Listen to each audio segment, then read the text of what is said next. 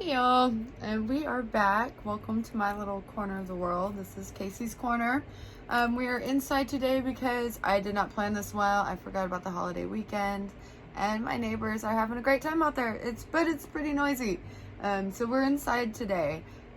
This time I am here with what is, I'm hoping to be an inaugural episode of a series I'm gonna call What's in My Stack? Stack of books. What is in my book stack? So, ta-da! I wanted to do this series because I pretty much my whole life I've always been known for carrying around a stack of books. I love books. I love reading. Knowledge is power, y'all. It was so powerful. It's been illegal at times, and now it's out there for free in the libraries. Dudes, go. Okay, after you watch this first, and then go to your nearest library. Get you some free power. It's awesome. But yeah, I've been doing that my whole life. I love reading books. I am a huge fan of libraries, and so I've always, I don't know, I've loved, like I said, I've mentioned before, I like, research is my jam. I love it, and I get interested in a topic and I research it. I see something on a show I like and I'm like, how accurate is that? Let's find out. Not, you can do that. And I grew up in an era of, the Dewey Decimal System, the card stacks and stuff. And so I loved, getting a topic or thinking of things or looking. You could just look through those cards and just see, a subject the book was about. Because they would have those little, you could find out, just the subject of something, and I would just go through there and be like, that looks like something I might want to learn about. I just didn't do I might and go find that book.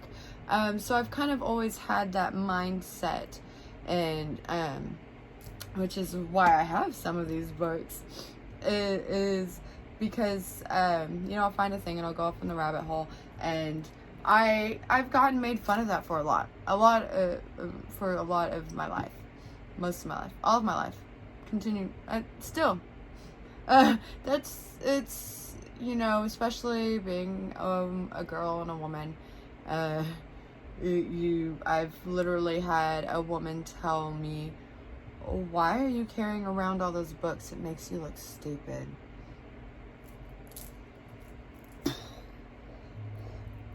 What? I didn't get it. But it was the kind of mentality I got a lot, especially growing up in the 90s. I was born in the 80s, came up in the 90s, and, I got made fun of a lot, or people wanted to use me and stuff they wanted to cheat off me in class, but then get mad at me if I didn't, or get mad at me if I, anyways, so, I, forget them. Whatever, what's wrong with them? Knowledge is power. What do they not get that is in these books? And it's not just, I love nonfiction books, but it's also in the novels and fiction and stuff, like learning, being able to put yourself in somebody else's shoes and get to, I'm gonna get emotional. I really love books. But it's something special, and it's really magical to get to do that, and everybody should do that, and it's wrong to be mean to people for it. So that's what this is about. I want to embrace my stack of books that I'm constantly carrying around, and literally when I leave the house, I have to make sure I have a book and sometimes a spare, depends on if that book's light enough or if it's thick or what I'm carrying with me. But yeah, even if I'm just running to the gas station with my husband, and I'm gonna carry a book because I'm gonna sit in the car while he's pumping gas and I'm gonna read a few sentences at least. So that's just how my brain works. I probably going to do another video about this, but I've mentioned this before on my, if you know me, if you're here from my Facebooks, or, oh, you know what, that's so empty. I'm going to leave that up there. I'm just maybe one book at a time. Anyway, but my brain, I have a bipolar 2 brain. I've diagnosed with that a long time ago. And so if you know what that means I have, I cycle through I have manic and depressive cycles, and I have racing thoughts. My brain runs really fast a lot of the time. So to help channel all of that energy into something healthier than just dwelling and cycling through negative thoughts forever and ever, I channel that stuff into reading. I channel all that energy into the things I do, into the crafting that I do, and into the reading. That's my secret. That's my superpower. And it's really, I mean, it's really, really hard. Don't, think that it's, some luxurious magical thing to have a mental illness or whatever you want to call it. That's just the way my brain works, that it's hard and I have to adapt. And one of my adaptations is I read and research and take a lot of notes, and because it keeps my brain focused and busy. So first up in my stack is this, gosh, I wanted this to be a fast video. Okay. Is my the complete encyclopedia of Stitchery, and I'm looking at this one right now, referencing some stitches for my Texas Viking cosplay and my upcoming Irish witch is going to be my medieval, spoiler alert, my next project is going to be a medieval Irish witch. But there, so yeah, I like this because you can kind of see that's the images. I found this at a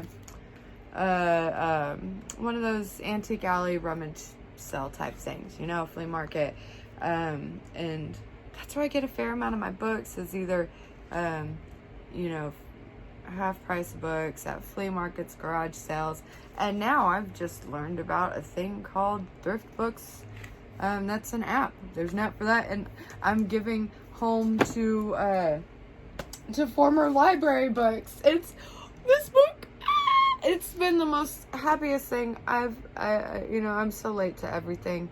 I've spent the last 19 years raising my kids. I was a teen mom, and we didn't have internet in the house until recently, and so all of I don't know, I felt like and so most of my stuff on the internet was either related to my kids or researching or news and stuff. So it's a whole world out there, including thriftbooks.com. I didn't know about it.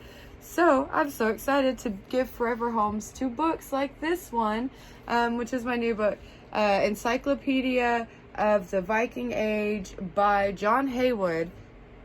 Oh, I forgot to say this one. The Encyclopedia of Stitching is by Mildred Graves Ryan. And all of these, I'm going to type them out in the description. So if you're interested, you can find them. Why I like encyclopedia books. When I'm going into a new subject, even if they're a little older, one, it gives me a good base. Because all new research, all new whatever, it is based on, everything's based on something. Everything comes from something before it. And it's, it's a stepping stones. And so I don't mind if I have to start with an older book. This was actually published, hold on, let me double check. I don't want to be telling tales. Okay, yeah, 2000. So this is a 21-year-old book, but it's also, it's really good. I find that, it was right at the beginning of this modern turn of research as far as Viking era stuff is concerned. So I have found it very exciting and useful. And again, like I said, it's giving me a good base to understand the rest of the things that I'm learning elsewhere in my research. Plus, why these types of books are good and useful is because they have lists and things in the back for like further reading. In each section, you know, you'll find stuff in the section, sources, like, oh, you know, if you want to know more about this, there's, of course I'm not finding it right away. Anyway, but that's why these books are great. I can, you know, if I'm like, okay, this is an interesting topic. Oh, this is where this author, you know, sourced this from. I can go get that book now. It gives me a place to start to follow up, or I can look for something from this other author or something like that. You know, it gives me places to go. Same for this book right here. The next one up in my stack right now is the Encyclopedia of Irish Spirituality. It's by Phyllis Jestice. Hope I'm saying that right. This one I picked up on one of our date nights at Half Price Books. My favorite date nights, he knows, to take me to the bookstore. But yeah, I'm just all thinking about how happy I miss, we're gonna need another date night to the bookstore soon.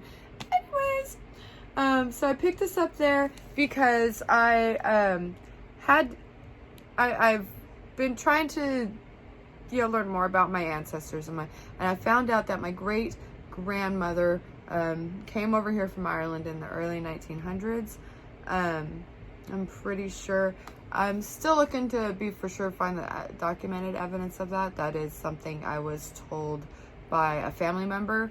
But it also tracks with just the other verbal heritage I have. So I've been learning more about more about Ireland and stuff in Irish heritage, because I didn't get to know a lot from my grandpa. I didn't get to be with my grandparents a lot. They were all gone pretty young when I was pretty young, so I have to, you know, it's a puzzle piece that, you know, I have to piece together. So one of those things I've learned with Irish spirituality is the Christianity is layered on top of the older stuff, and that's common for quite a few other cultures too. Is if you can learn about their version of Christianity, you can get an idea for what came before that. So that's what I got this book for. It also has a good jumping off points and stuff. Is another reason I like that. Also, this is a really good one. I like that one. Anyways, and then this one is, I just got this to help me with the I have it in the stack because it helps me with the pronunciations with the other books. Sometimes it's my Irish grammar book. I cannot remember for the life of me where I got this from. It's Irish Grammar, a basic handbook by Noel McGonagle. Yeah, McGonagle. All right. But I do have it. There it is. It's I don't know, books appear magically on my bookshelf. When you're a witch and you read as much as I do, I guess that happens. The last book, don't want to skip over this one. This is another one on my shelf. I got this one, I think at a metaphysical shop. Celtic Gods and Goddesses. I saw it, for one, gorgeous. Two, something I'm interested in. It is by R.J. Stewart.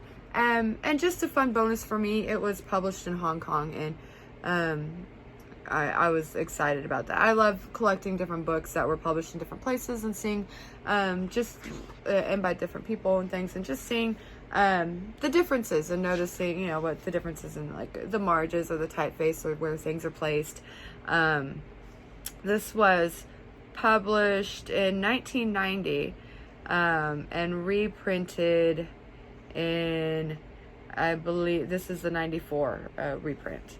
It had a few reprints and some paperbacks. It was, oh, look at that, also distributed in Australia. Anyways, see, I love looking at, you know, this page, and this is always one of the first things I go to when I get new books, because you learn all kinds of things about the book, about where it's from, about you know, who's made it, it's good stuff. Sometimes I get flustered and the words are hard. It's fine. Don't worry about it. I deal with it. I go on. The last book in my stack is American Witches by Susan Fair. I love this book so much. This is a fun book. I've already read it before, but this is in the stack because I am rereading the chapter on indigenous views of witchcraft, of witches and stuff. Now it's a little tongue-in-cheek and stuff. You know, this isn't meant to be like this isn't one of my serious, like, you know, encyclopedia academic books and stuff. This is a funner read for if you want to read about, you know, American witches. Broomstick tour through 4 centuries. And I really like that. I think it's important to see that perspective. If you are an American, you do need to know your history. And this is an important part of our history. Like, we've treated women really poorly. We've treated the minorities and the outcasts of our society really poorly. And we put labels on them. And one of those labels has been witch. And we've treated them terribly for that. And in more modern times, as people like me have owned that label and taken it as a fast, you know, easy, you know, way to communicate our spirituality, people still treat us like crap sometimes. I literally in high school was yelled at and shoved around and told to, you know, repent and all that, you know, stuff by an angry mob of Christians who were praying at the flagpole in front of my school daily as part of you know, their thing. And that's, you know, still, that's here in America. And so it's important to know, you know, and I didn't have any protection then. You know, there was no, you know, justice for all for if you were just a wee little witch in, you know, the South. Because when it did happen and we tried to speak to the principal, we were told we were the weird ones. So it's still, you know, we've come a long way in the 20 years since that's happened. But it's not long enough, you know, not far enough. There are still people who treat us like, you know, poorly, and who treat all kinds of minorities and outcasts and strange people like, you know, poorly. I'll go into another video talking more about that, but that is why this is an important book, I think, to read. That, and it's also from a fun perspective, as far as it's a fun read. It's got a lot of humor to it. So when you're talking about subjects as heavy as that is, especially for me, it's such a personal topic. You know, persecution of witches in America. You know, it's you need a little humor with it sometimes. So that's that book. I recommend it. Check it out. That is what's in the stack for now. This is actually just half of the stack, maybe a third of the stack. I've got different stacks. This is my stack that's mostly my for my historical witches project right now. Specifically my Texas and Irish, you know, witches, Vikings, that stuff. Yeah.